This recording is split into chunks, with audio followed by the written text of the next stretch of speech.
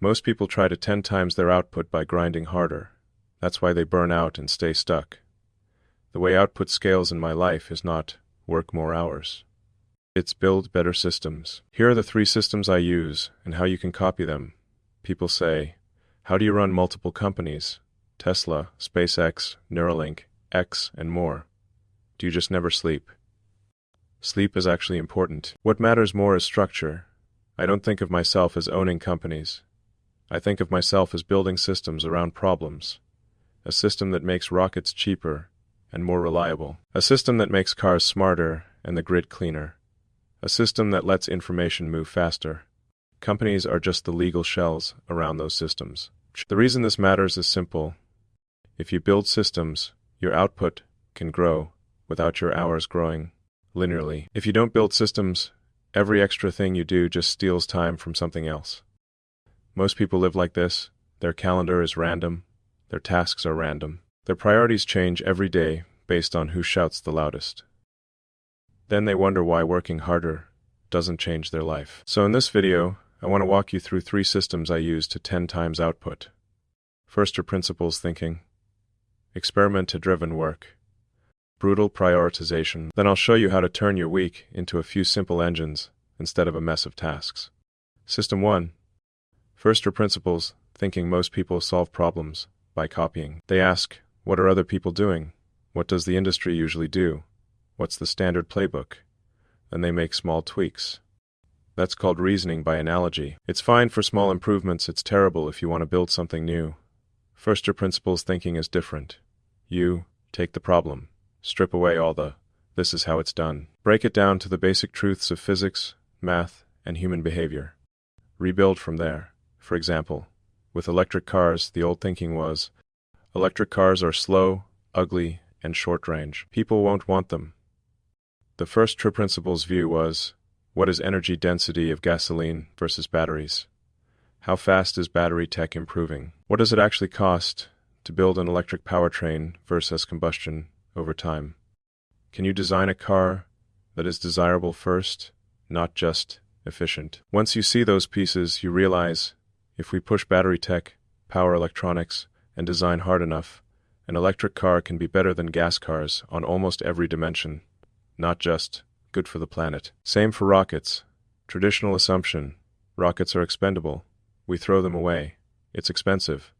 That's just how it is. First are principles question, do we have to throw them away? What does physics say about landing and reusing?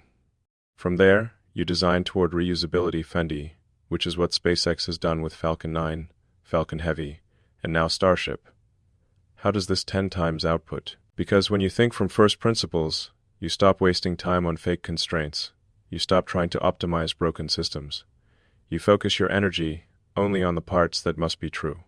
You solve the right problems. Most people are working very hard inside assumptions that were never examined. They are polishing a horse, when the real answer is to invent the car.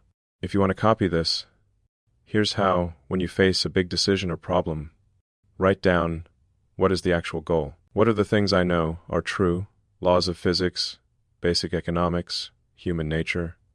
What are the things I'm just assuming because it's always done this way?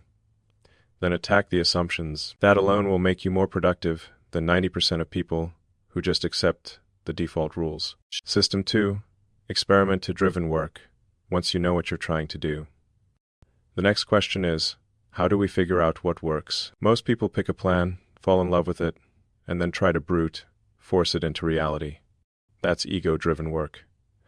The better way is experiment-driven work. SpaceX is a good example. We didn't go straight from no rockets to perfect Mars ship. We started with Falcon 120 Seki, a smaller rocket that could teach us the basics. It failed 3 times.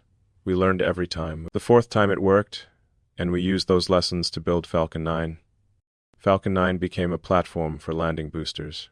Then we used that to push into Starship, even bigger, even more reusable. This is iterative development. Build, test, learn, repeat. The same pattern at Tesla. Start with Roadster, low volume, high price.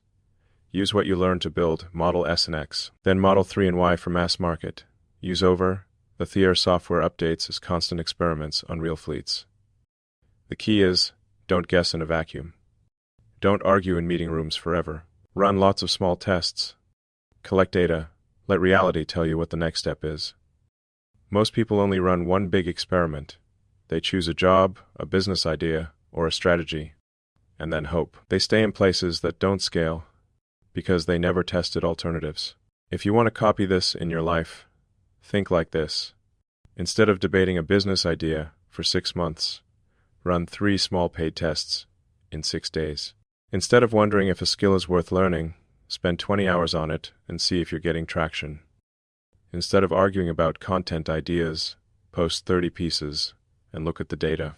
The faster you cycle experiments, the faster your system learns. High output is basically high quality fuente, high number of cycles. Most people never get high cycles because they're too busy protecting their ego instead of updating their model. System 3, brutal prioritization. You can't do everything. This sounds obvious, but most people live like it's not true. Their days are filled with meetings that don't matter, emails that don't move anything, busy work that makes them feel useful, but changes nothing. If you look at my schedule, you will see 2 patterns. Time is blocked into very small chunks, sometimes 5-minute blocks, and my time is heavily skewed toward engineering and design, not just being a CEO. Why?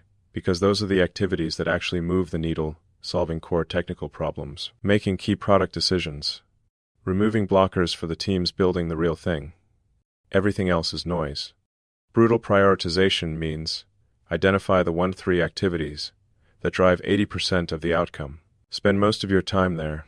Aggressively delete, delegate, or automate almost everything else. At Tesla and SpaceX, this shows up as cutting unnecessary parts in a design, removing entire processes that don't add value, shrinking feedback loops, so decisions are faster. For you, it might look like canceling recurring meetings that don't have a clear purpose, setting specific hours for deep work on your main project every day, turning notifications off and batching low-value tasks into one short block. Most people think they have a productivity problem. They actually have a priority problem. They work hard on the wrong things, then wonder why nothing changes. Ask yourself, if I could only work 2 hours today, what would I do? Do that first. Everything else is secondary. Now, how do you put these 3 systems together in a normal life? Think in systems, not tasks. Instead of saying, I have 50 things to do this week, say, I have 2-3 systems to run this week. For example, a content engine, if you're a creator or entrepreneur, a learning engine, to keep your skills compounding, a health engine, to keep your brain and body able to run the other 2. Here's how that might look. Content engine goal, produce and ship high-quality content regularly. First for principles, what does my audience actually value? What formats work best on each platform? What constraints do I have? Time, money, skills. Assumptions you can attack. I must do everything manually. I need perfect ideas before I start. Experiments, test different hooks, formats, topics, batch record or write. Use AI tools for drafting, while you edit for quality. Brutal prioritization, focus on one main platform first. Keep only the parts of the workflow that clearly improve performance. Automate or outsource repetitive steps as soon as possible. Learning engine goal, become much more valuable in 3-5 years than you are now. First to principles, the market rewards rare. Useful skills, skills compound when you practice deeply and consistently. Experiments, try different areas, AI, sales, design, systems, etc. See what sticks and what brings actual opportunities. Brutal prioritization, pick 1 or 2 core skills for the next year. Allocate fixed time blocks for study and practice every week. Say no to learning random stuff that doesn't support your main system. Health engine goal, stay alive and functional enough to do all of the above. First to principles. You can't think well if you're completely exhausted. Sleep, movement, and basic nutrition aren't optional. Experiments, different sleep routines, different exercise habits, different ways to manage stress. Brutal prioritization, pick a minimal set of habits that give 80% of the benefit. Lock them in as non-negotiable, like meetings with your future self. When you start viewing your life like this, a question automatically appears. what system can I build so this problem solves itself? Instead of, how do I force myself to remember to post? You ask, what content system makes posting automatic? Instead of, how do I stay motivated to learn?